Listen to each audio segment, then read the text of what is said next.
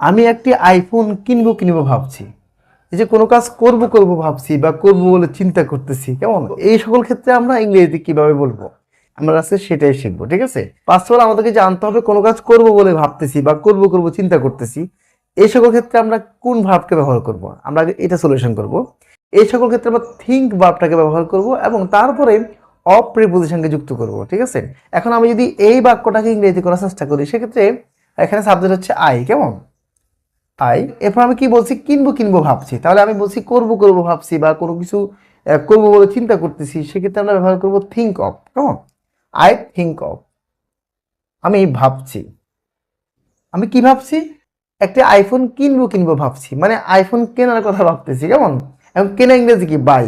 তো এক্ষেত্রে আমাদেরকে খুব ভালো করে মাথায় রাখতে হবে, থিঙ্ক অফের পরে যে ভার্বটা আসবে সে ভার্বের সাথে অবশ্যই আইএনজি যুক্ত করতে হবে। যেহেতু কেনা ইংরেজি হচ্ছে বাই, তাহলে কি হবে? বাই। বাইং, ওকে। তো আই থিঙ্ক অফ বাইং, আমি কেনার কথা ভাবছি। তো আমি কি কি কেনার কথা ভাবছি? একটা আইফোন, অ্যান আইফোন, ওকে। তাহলে পুরো সেন্টেন্সটা কি হবে? I think of buying an iPhone, আমি একটি আইফোন কেনার কথা ভাবতেছি বা একটা আইফোন কিনবো বলে ভাবতেছি। I think of buying an iPhone.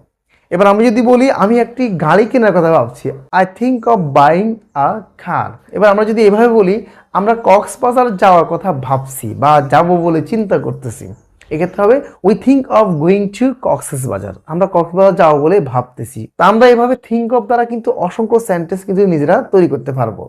তো আপনারা থিঙ্ক অফ দ্বারা সেন্টেন্স তৈরি করে কমেন্টে লিখে জানাবেন। ধন্যবাদ সবাইকে। আসসালামু আলাইকুম রহমতুল্লাহ।